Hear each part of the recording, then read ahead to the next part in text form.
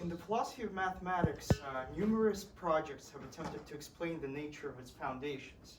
Among them was David Hilbert's program and his position of formalism. Hilbert attempted to provide a finitistic proof of the consistency of classical mathematics, where truth is defined around provability. Hilbert's project would face a devastating blow from Kurt Gödel's proof of the incompleteness theorem. This paper will aim to present the consequence of Gödel's proof on Hilbert's project. Due to the sophistication, formalism, and the density of Gödel's proof, their full analysis is beyond the scope of my paper, but I will aim to my best to provide an account of how the impact that the proof made on Hilbert's project. Hilbert's program and his position of formalism aimed to explain the foundations of mathematics without a commitment to non-material mathematical objects. This is an immensely formidable task, given that mathematics is deductive and wholly objective. It does not appear to be justified by anything in the external world. The realist position of mathematics, also known as Platonism, argues that this is the case because mathematics exists outside of space and time, being justified by material objects. Prior to Hilbert's development of his program and position of formalism, there was early formalism. Early formalism attempted to solve this problem. To understand early formalism, one can use the analogy of chess. To play chess is to move chess pieces using a certain set of rules. A chess player does not assume that the chess pieces denote something special. Early formalists were keen on this analogy, as it paralleled their conception of mathematics. To the formalist, mathematical objects are akin to chess pieces, and mathematical rules mirror the rules that are agreed upon in a chess game. The formalist does not consider this to take away from the strength of mathematics. They will say that while chess is a great game, mathematics is the greatest game ever conceived. Instead of the chess pieces and the chessboard, the game of mathematics is played with ink, chalk, and the sound waves from mathematical talk. This conception of mathematics had a major influence on Hilbert. Before Hilbert's project, this position was defended by mathematicians Carl Johannes Tomé and Edward Hein. Together they developed this view by arguing that mathematics only amounts to the manipulation of symbols, where these symbols and their manipulation holds no meaning. One of the greatest logicians of all time, Gottlob Frege, obliterated this position. Frege pointed out that to consider mathematical truth to be about symbols would imply that the formula 2 + 2 = 4 in Arabic numerals is not the same truth as when it is written in Greek numerals. Checkmate. This and other objections by Frege constituted the end of formalism. That is, until Hilbert presented his own formalism and put forward his program. Much like the early formalists, Hilbert argued that natural numbers are basic and can be reduced to symbols. He held the position that higher mathematics is a kind of formal game, where the statements of higher order mathematics are uninterpreted symbols. Proving statements is a game in which formal symbols are utilized in accordance with certain rules. Hilbert held that the game of higher mathematics is essentially a way to prove statements of elementary arithmetic, which by contrast do have a direct interpretation. This view divides all of mathematics into two parts, finitistic and the infinitistic. Hilbert explains finitistic mathematics as justified by human intuitions of space and time, where human intuitions about space justify geometry, while arithmetic is justified by time, as numbers are successive, much like sequences of events in time. Considering that space and time, along with geometry and arithmetic, are human constructions, humans are capable of grasping their properties in an a priori way. In other words, finitistic mathematical truths can be known with maximum certainty. However, all humans are mortal. It follows that every person can only acquire a finite amount of experience. They can take only a finite number of steps. So Hilbert argues that while the finitistic part of mathematics is true and meaningful, the infinitistic part of mathematics is strictly meaningless, lacking any truth value. Hilbert did recognize the indispensable nature of statements about the infinite, thereby adopting the infinite for its instrumental value. Hilbert's task was also to provide a secure and strong foundation for mathematics. This was done by using more secure parts of mathematics to explain those parts of mathematics that appear to be less secure. For example, if one is concerned whether transfinite set theory is truly consistent, it wouldn't be right to use this exact set theory to verify its consistency. Hilbert argued that contentious elementary number theory is a candidate for these kinds of tasks, as it only relies on an intuition of concrete science. What this means is that there exists there exist extra logical discrete objects which are prior to all thought. These objects cannot be reduced to something else. They are what Hilbert defined as signs. Contentious number theory consists of finitary numerals or sequences of strokes. Such sequences of strokes lack meaning, and they are not meant to stand for abstract objects. At the same time, they are reliable enough to be operated on, even though they are only signs. This forms the basis of Hilbert's program. By using contentious number theory, Hilbert was able to syntactically manipulate formulas along with proofs in a logic-free intuitive capacity. This method would seemingly guarantee the certainty of knowledge about formulas and proofs. Importantly, Hilbert defined truth around provability. Mathematics to Hilbert became an inventory of provable formulas of which one is certain of through contentious investigation. After this development, Hilbert and those that support this position would spend the next 10 years providing a proof that these axioms are consistent. They would ground all of mathematics, as much of mathematics as they could, to a finite set of axioms. This was done by improving on the already established method of contentious investigation. Major efforts were made by brilliant mathematicians Wilhelm Ackermann and John von Neumann to further Hilbert's program. Their work was so promising in establishing the consistency of number theory that Hilbert would comment, quote, "The only remaining task consists in the proof of an elementary theorem that is purely arithmetical," end quote.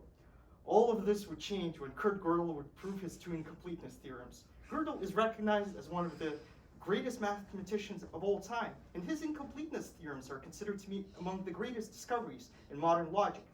In personal writings, Gödel described his discovery as such, quote, in the summer of 1930, I began to study the consistency problem of classical analysis. It is mysterious why Hilbert wanted to prove directly the consistency of analysis by finitary methods. I saw two distinguishable problems: to prove the consistency of number theory by finitary number theory, and to prove the consistency of analysis by number theory.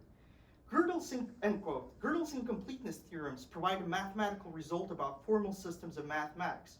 Formal system is governed by strictly stated rules to which all methods of constructing formulas for the expression of mathematical propositions, along with all the axioms used in proving theorems, adhere to. For his proof, Gödel used the formal system of Principia Mathematica, which was conceived by Bertrand Russell and Alfred North Whitehead. Notably, ever since Gödel unleashed his theorems on the mathematical universe, they were shown by him and others to apply to all formal systems that can be used to develop all of the ordinary mathematics that one finds in textbooks. So his results go far beyond Principia Mathematica's formal system. For his proof, Gödel utilized what is called arithmetization of metamathematics. Metamathematics is a field of study that deals with the study of mathematical reasoning using mathematical methods. To understand Gödel's proof, one must also keep in mind that a formal system consists of a countable collection of primitive signs. Hence, a countable set of natural numbers can be assigned to the primitive signs. This key method is called Gödel numbering, or arithmetization. Using this method, metamathematical propositions become propositions about natural numbers. By utilizing Gödel numbering, different predicates of natural numbers can be formulated which say things about principias or any other formal system. From this, the metamathematical propositions can be partially expressed by the symbols of Principia's system. These propositions can be defined within this formal system. It follows that Gödel could construct a proposition A of the Principia system such that A says, I am not provable in PM. PM being defined here as Principia Mathematica's system. You can think of it as a language within a language. It's worth keeping in mind that not every true sentence needs to be provable, and also A avoids committing the liar paradox through its technical construction. So I'm not provable in PM makes sense. Going forward, the proof puts forward the property of consistency. A formal system is consistent if there is no proposition of this system that can be both proved and disproved. If a system is consistent, contradictory propositions cannot be derived from it, and only true propositions are provable. Gödel began by assuming that Principia's formal system is consistent. From this assumption, he showed that A is not provable, and thus A is true. Through the same assumption, the negation of A is false, and also not provable. Given that A is undecidable, yet provable in PM, the Principia's formal system is incomplete. The results in Gödel's first incompleteness theorem: if the formal system PM is consistent, then it is incomplete, which means that not all propositions defined in a formal system can be decided in a formal system. This is a massive blow to Hilbert, as his project centers around identifying truth with provability. Yet Gödel's first incompleteness theorem showed that within formal systems, there exist statements that are true and are simultaneously unprovable. Right now, Hilbert could peer beyond the pain of this blow with the hope that he may at least provide a finitistic proof of the consistency of classical mathematics, even if he must modify his conception of truth. However, what's left of Hilbert's program will be further destroyed by Gödel's second incompleteness theorem. The second theorem follows directly from the first. Gödel already showed that if a formal system PM is consistent, it follows that it is incomplete. Now assume that a formal system can prove that it will never yield a contradiction. Therefore, there must be a sequence of formulas built from this formal system that proves the formula that means PM is consistent. From the first theorem, it follows that the formal system would then necessarily be incomplete. However, PM is consistent is the same as saying there's a true formula that cannot be proved, which is equivalent to A that said, I'm not provable in PM. This is a proof by contradiction. If a formal system could prove its own consistency, then it would also be able to prove A, but it can't. As a result, no formal system can prove its own consistency. QED. The second theorem can be formulated as saying that the consistency of a system can be proved from within that system. The limping formalists that hope to gather their strength after the proof of the first incompleteness theorem is now eviscerated. Hilbert's optimism of providing a finitistic proof of the consistency of classical mathematics is no more. Still, some formalists, such as Michael Detlefsen, have stood their ground by arguing that Hilbert's project has a promising future beyond Gödel's results.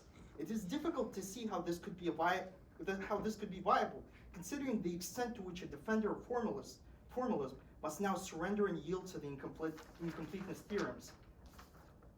Even if this kind of defense is possible, it still offers no mathematical infinite. The formalist can only offer a potential infinite. This is because that point I mentioned about finitism being justified, yet you are mortal and you're going to die, so you can't, you're not going to live forever, so you can't have an infinite. The formalist's wound from the first incompleteness theorem and the assault upon that wound from the second incompleteness theorem puts him in a defensive position. The aftermath of Gödel's results places further burden of proof on those who may defend non-realist positions of mathematics. Gödel himself was a Platonist, arguing that mathematical knowledge is justified by non-spatio-temporal objects.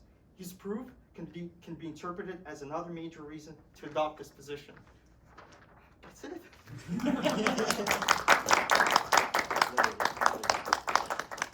So if anyone has any questions, go ahead. Can you discuss exactly what is the nature of truth, which Gödel's theorems show truths that are not provable? Can you describe what that is? Because it seems that proofs by contradiction are kind of shady because they don't necessarily locate what's going wrong.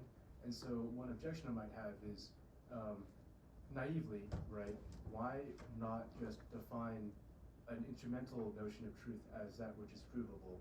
What do we get by what is meant by truth? What is meant by truth in Gödel's incompleteness theorems, and what is the nature of that truth which is not provable? That's a very, very good question. I must say that the Gödel's proof is very difficult to fully grasp and understand all of the intricacies. People can spend a year working on it. I will memorize your question definitely, and I will reflect on it to think about what kind of response I would provide.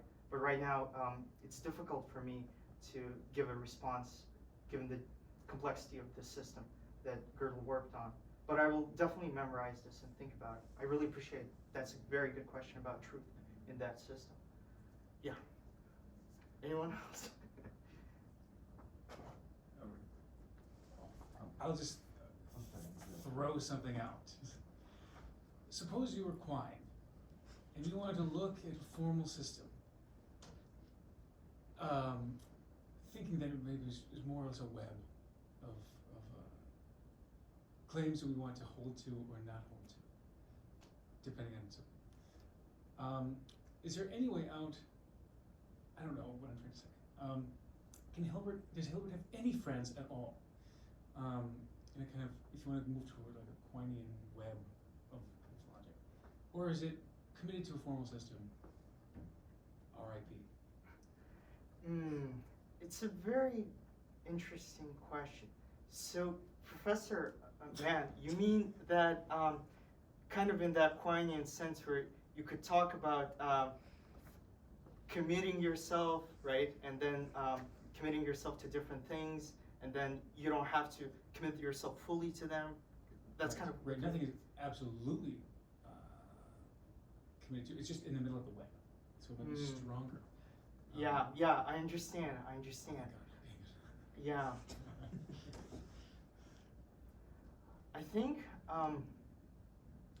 think the problem might be with that is, but it is a fact that there are people who still defend Hilbert's position, but again, the problem with all of these realist positions that I know of right now, even after logicism failed, there's still neologicism.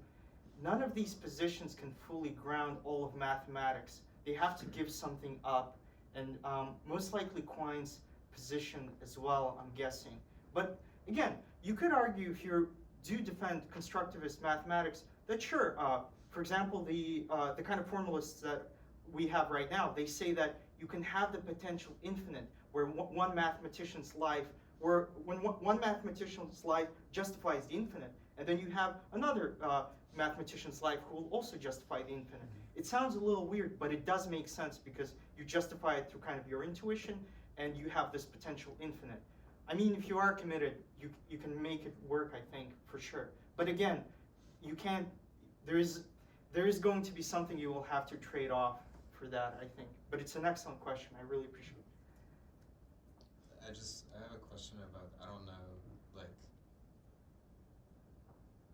pardon, or I don't know, like, anything about philosophy of math, but is that person you mentioned, Quine or whatever, is that kind of like just the coherence theory of truth, but for math? Oh, as far as I know, this is really going way back into my memory banks. No. And you correct me if I'm wrong, but Quine tended to believe that there's no ultimately true scientific statement. It's just that we base, the image is a web, and so we base like conjectures in science based on knowledge that we've built up before, which is more secure and it's in the middle of the web. It's strong. Okay. And so when you are doing scientific research, you can, it might be knowledge, but it might be less secure knowledge, or maybe belief. So my question was like, well, maybe what level of the web is maybe the commitment to a formal system, or even and actually, that's the best thing for me. Sorry. Yeah, but also you do probably know, Professor, that actually Quine did defend this non-realist position, but then at the end of his, well, not at the end, even after I think 1930s, I believe, he said that reluctantly I am a Platonist. Really, yeah, and and in numerous interviews he said that if there is a problem in philosophy of mathematics that I hope someone will work on, is providing a constructivist, non-realist position. So yeah, part of that tradition is anticipating someone will come forward with that theory. And myself, I'm not dogmatic.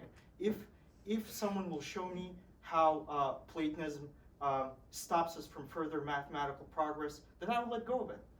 There are things that can make me change my view, naturally. Yeah, thank you.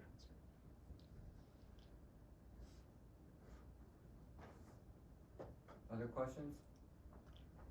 I had a kind of specific one. Can you repeat again the criteria for Gödel numbering?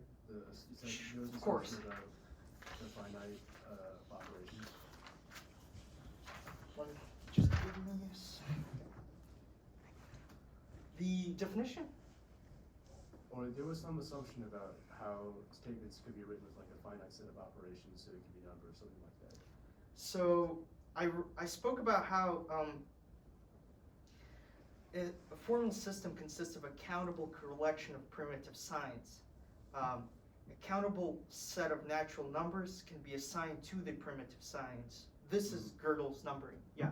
Okay, I have a few questions about that. Go ahead. Is there a reason why we're saying that it has to be countable as opposed to uncountable number of signs? And moreover, why do all statements need to be made by a finite number of signs rather than possibly an infinite number of signs? You think about like maybe real numbers being defined as infinite, convergent sequences, right? And they're still real. So I guess two questions, right? So firstly about uncountable numbers of signs, and secondly about infinite statements being formed from infinite signs. That's a very good question as well. I can't quite provide a full response, but the way generally the proof works is that Gödel uses this formal system, the logical system, and then he has these predicates and their variables, and then he has them able to make a statement within that system about that system itself. It's kind of like using a language to say something, and having a language within that language say something about the nature of that language. Yeah, but again, I do need more time to figure out all of the intricacies of the proof for sure. But I appreciate that. I'll keep that in mind. Go ahead. I'm sure you've thought about this to a certain degree, but one maybe realist interpretation which comes to mind is like, well, you talked a little bit about constructivism, but just kind of working off that further, maybe like a computationalist interpretation where we interpret as real mathematical objects, like things that can be physically computed in the world. And then, full disclosure, I'm a computer science nerd, right? So, No worries. Go ahead. Right. But there's this idea called the church-turing thesis, which has this notion of an effective computation that corresponds to a computation that can really be carried out in material worlds, right? And it stands to reason that insofar as we can class this as a formal system, there are certain truths that may comport or correspond with the actual formal system of computations that can be physically carried out. All right, for instance, there's the famous open computational problem P equals NP. It could be the case that it's true, it could be the case that it's not true, it could be the case that it's independent of whatever axioms we have right now. But supposing that it is true in the world, then some set of axioms that doesn't include P equals NP is not true in the worlds. But what about like a possible worlds interpretation of realism, where a certain set of assumptions corresponds to a possible world in which a model of computation is possible? Right? So like suppose that you have a possible world where P does not equal NP, you have a possible world where P does equal NP, and then so you just have this kind of possible worlds interpretation where your realist, your real correspondence for any set of axioms is really the computational procedures that can be carried out in that worlds. That's excellent. When you say possible worlds, do you mean modal realism? I mean, possibly.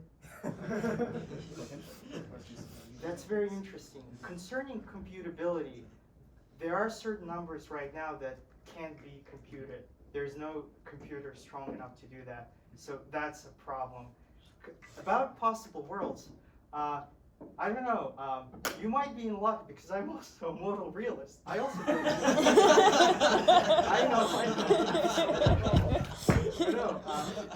I believe that numbers exist, possible worlds exist, and Gödel himself was believed in possible worlds. He had a proof for the existence of God.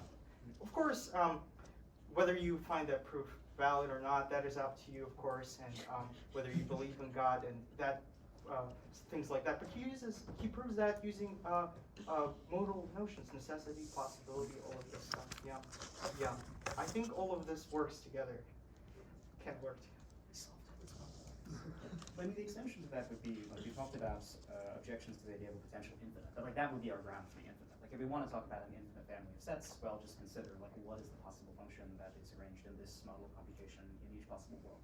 And if that family of worlds is infinite, then you're considering somehow a family of infinite sets. And when you do reasoning about that family of infinite sets, really you're doing reasoning about what is possible under that family of possible worlds subject to those level constraints. And that's your grounding for any number of infinite sets.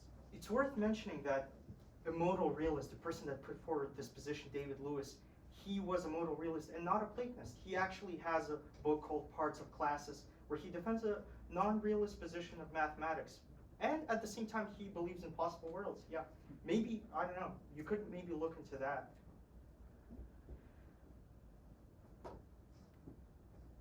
I have a question. What's your favorite number? I think the infinite is really beautiful. That's not a Yeah. number, that's a concept. That's cheating.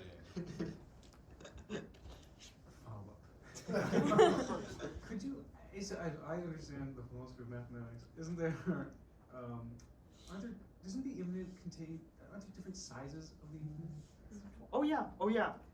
By the way, if you're a realist, you have a solution for that. And again, with a lot of these problems, and some of these issues, if you're a non-realist and you find something weird about mathematics, you find trouble saying why that's the case. But if mathematics exists objectively outside of yourself, you can say, well, it's just weird because it exists independently of me. But yeah. Can I have a follow-up to my follow-up? Of course, Professor. Because I'm terribly interested in the formulation that you say, something about we can't have an infinite number of experiences. Oh yeah. Semicolon, the question is, can you experience the infinite? No. If you're a Platonist, the mind's eye can open up and you can look into the infinite, and it's justified when you're working on mathematics. Mm-hmm. You are sort of, I guess, experiencing it. But I do get a lot of people in the philosophy of mind, the phenomenological tradition. They strongly object. In general, I posit that there's such a thing as mathematical intuition besides the objective mathematical objects. But yeah, or if you're non-realist, you could say that I guess one mathematician can experience a part of an infinite by kind of constructing it and working on it through their intuition, and the next mathematician also constructs it, and again, you have the potential infinite. Yeah, but that's a very interesting question. Can I have a follow-up to his follow-up? So, I guess maybe cognition and representation of infinity might be separate. Even if we can't intuitively grasp the infinity, is it possible that we can represent, I don't even know what represent really means formally, but represent all sorts of infinities in their totality, in the sense that we can, so much of mathematics is about dealing with infinities, right? And we seem to do it fairly well with a finite number of symbols.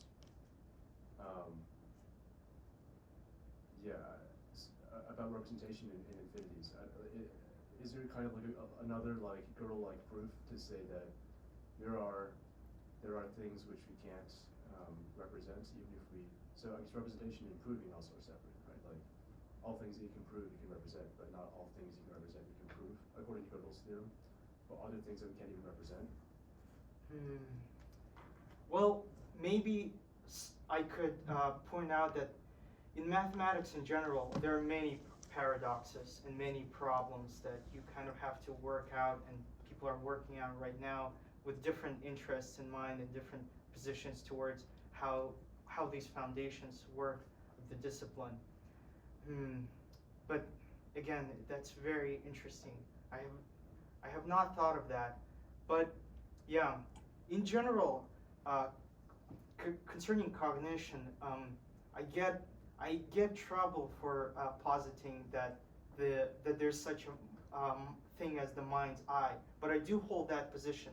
I've had numerous conversations with mathematicians, and even those that don't support realism, there's such a thing as working realism, working Platonism, where you assume that certain things exist and certain things are founded, that you don't have to worry about their foundations, and then you can freely work in a kind of and you can think about what you can do with that. And the mathematicians that aren't even realists, they say it's just so useful and so helpful, believing that these things are there and that kind of your mind's eye. There's G.A. Harding said that a mathematician is like a person who sees new mountains and from a faraway land, and he can say that, well, I see that, you see that mountain over there, and the one that next to it that's kind of shrouded, well, depending on if you see that one, you can see that one as well. So I like to think that's how mathematical intuition works, yeah, with more working mathematicians.